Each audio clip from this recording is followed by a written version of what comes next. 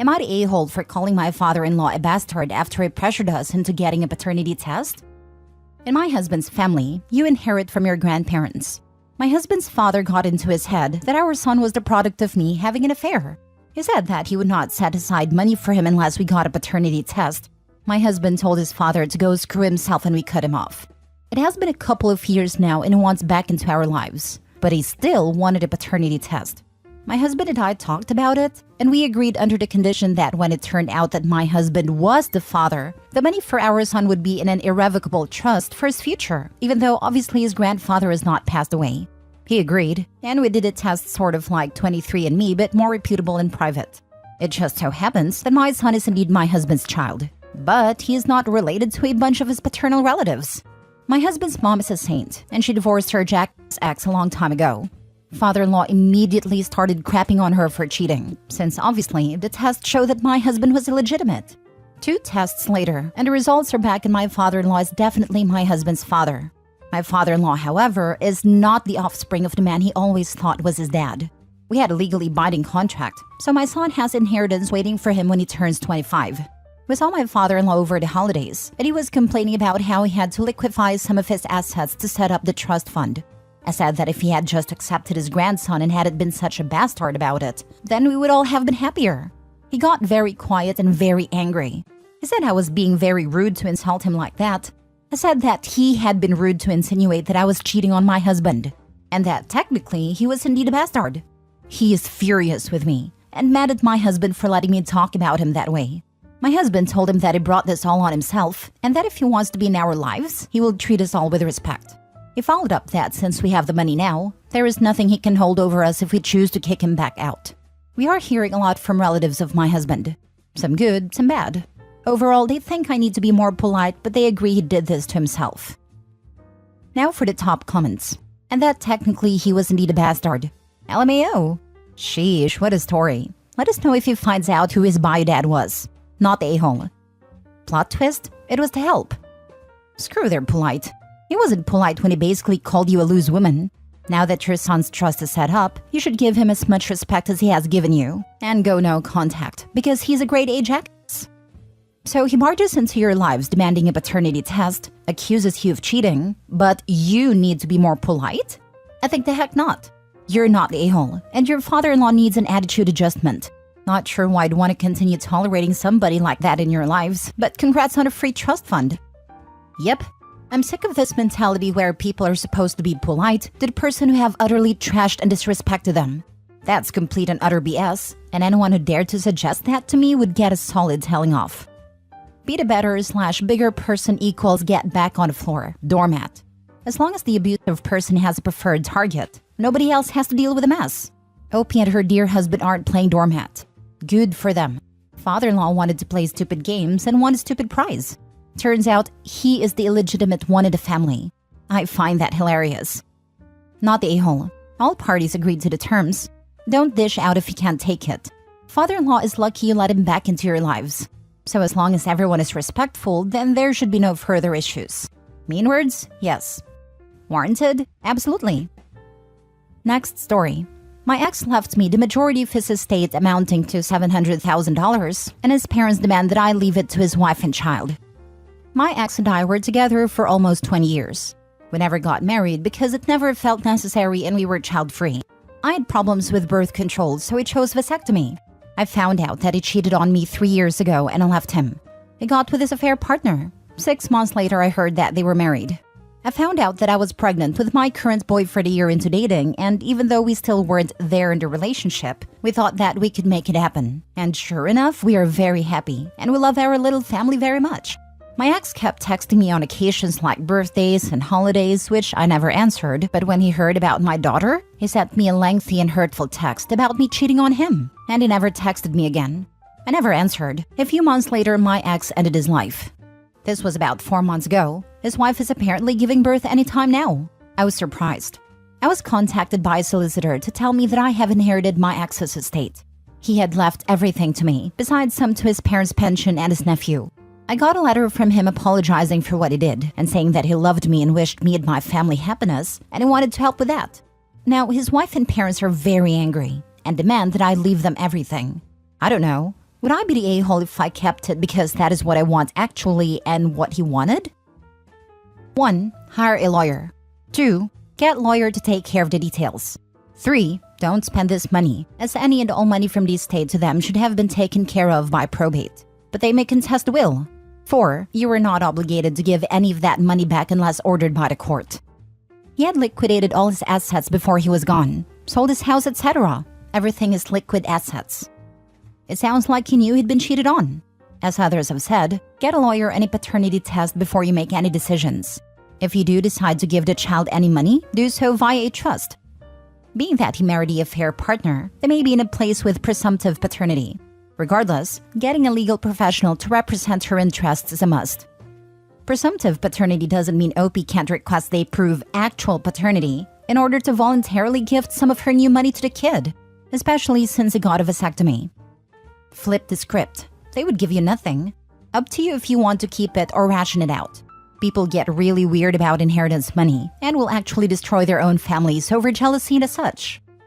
If OP decides to ration something out, only through a lawyer. In fact, all communication with the other party should be handled through a lawyer. We'll avoid a lot of nastiness that way.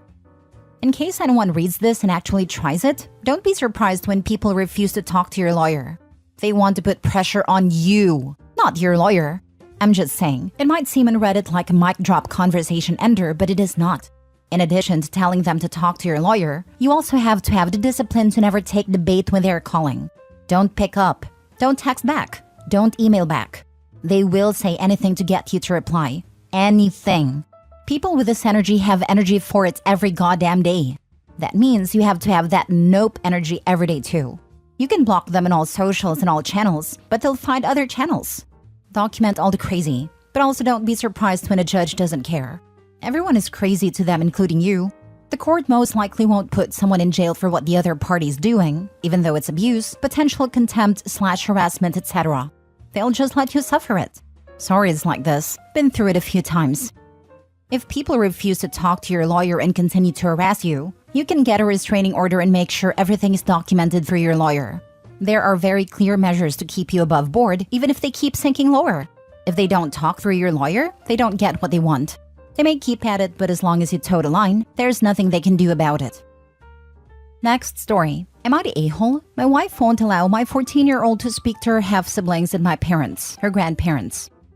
I have been married since 2007 to my second wife. When we met, I had 3 children from a previous marriage who at the time were 9 female and 5-year-old twins, son and daughter. Initially, my wife and kids get along well, but when we had our own daughter together, now 14, her attitude changed dramatically as she played extreme favoritism.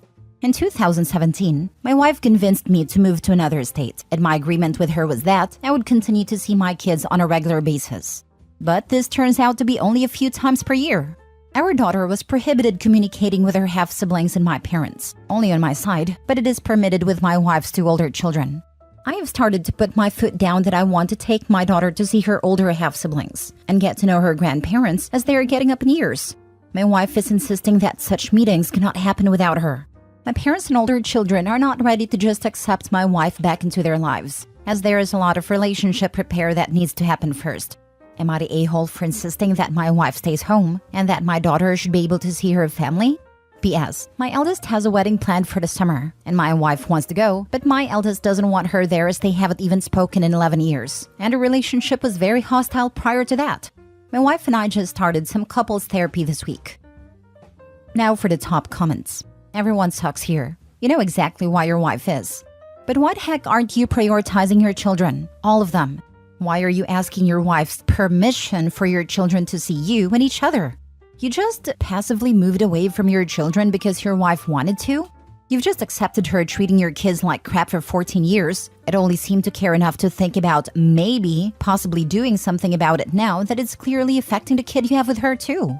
Your other children are already adults aged 19 to 23, and they got there without you. This is essentially what happened with my dad/stepmom and my step/half-siblings. It's better now, but it still hurts. Parents have to advocate for their kids, and they can't let their partner dictate their relationship with them. Same, though my dad and his new wife are child-free. To go from being the center of a parent's world to being kicked off to the side then completely ignored except for text and holidays hurts. It feels like the parents wanted a do-over with a new family. I'm honestly surprised OP's kids invited him to the wedding. I definitely wouldn't have. I guess there is some communication between him and them. Everyone sucks here. Your wife is a huge a-hole for alienating your kids and not allowing her child to know her siblings. You are an a-hole for allowing this. You have major damage to repair that is going to take time. If you continue to allow your wife to make rules regarding your children, you will lose those relationships altogether. I hope you're being honest with your couple's therapist and not sugarcoating this. Yeah, he's basically letting her steamroll their whole childhood experience in their family unit. She has extreme control issues, and he doesn't even seem to be fighting back for his own family. This would literally divorce-worthy for me if I had a partner trying to force literally any of this. No offense, but why the hell did you allow this to go on for so long? This is not okay. Your wife is an a-hole. Only thing we can say on this sub, and your kids deserve better than this woman. However, you are also the a-hole for allowing this to continue. No wonder why your wife isn't allowed at the wedding. Everyone sucks here. Because he thought with his man parts and basically abandoned his kids with his first wife. Honestly, if I was his kid, I wouldn't even talk to him. Last story. Am I the a-hole for publicly announcing that my aunt tried to use me as a child to get back at my mom? I-19 female looked just like my late maternal grandmother. She died when my mom was only a child, but she died leaving her husband and oldest daughter deeply traumatized by her behavior and her death. Her younger daughter, my aunt, was too young to remember her or anything about the life she gave her family. My grandmother did a lot of things that left their mark on the family, and my mom especially. To add to everything else, my mom is the one who found her mother at just 8 years old. So she has always carried that around with her. I only found out I looked just like her mother when I was 6, and my aunt told me I was just like her mommy, and she was showing me all these photos she had, and a childhood once really showed a resemblance. My aunt made a big point to tell me every single similarity we had. My mom never ever made me feel like I wasn't loved or like there was something wrong with me. The only reason I knew something was up was she wasn't able to hide the sadness in her eyes when she looked at me. I also did some snooping when I was little and heard her tell my dad about the struggle she had some days to see her mom's face in me. My aunt decided to use me to hurt my mom. When I was 12, she brought me to get my hair dyed behind my mom's back and pushed me to go blonde when I wanted pink hair. Turned out, my mom knew their mother is a blonde. I realized that when I saw my mom's eyes after seeing me with blonde hair. That was the point where I realized what my aunt was doing. There was other stuff before then, like she'd buy me clothes that were similar to what their mother would have worn. My aunt had a bunch of photos of her mother, so she knew the stuff she liked to wear.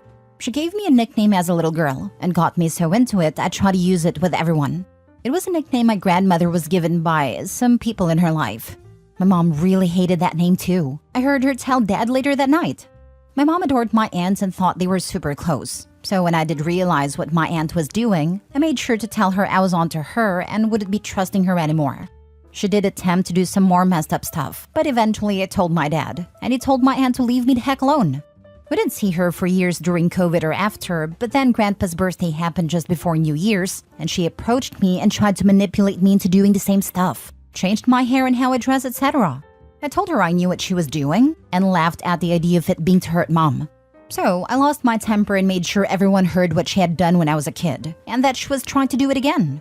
My dad and some other people there forced my aunt to leave, but not before she told me I was such a witch for spoiling the party and publicly humiliating her. Am I the a-hole? Not the a-hole. We need to normalize shaming people who try to manipulate people to hurt others. Also, social media is a good way to get the truth out. Cutting horrible people out of one's life should also be normalized. Aunt's behavior is heartless to put it lightly, and absolutely psychotic to put it honestly. My ex has people like this, and her entire family acted like it didn't happen. If you had a sexual predator in the family, you'd tell everyone so they could not violate children and mess them up for life. Emotional and mental assault. I want to elevate it from abuse to what it truly is. Assault is equally predatory and violating.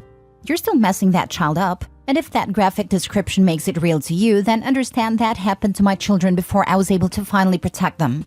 Your aunt may have inherited your grandma's mental health issues. You are right to protect yourself and your family by outing her. Shaming these horrible people out of a family and out of the public square needs to be a thing. She is the B and an a-hole. You are protecting the next little girl or boy that predator tried mentally damage. You are a saint. You keep doing you. Props to you and your dad and family for backing you up and protecting the kids and family rather than the family name. Wish my ex has had that much class. As a dad has had to fix his kids, thank you. Not the a-hole. You got your grandmother's looks, but it seems your aunt got her personality. Quite the achievement, since she never knew her. Just tell her you were doing what she wanted and giving her a taste of grandma. If she was publicly humiliated by everyone knowing about her cruel little game, then it's probably time she looked in the mirror or went to a therapist for whatever messed up childhood resentment she holds against her mom. Or don't bother, she obviously lives for the drama. Go back to ignoring her existence. It will probably annoy her more than any response.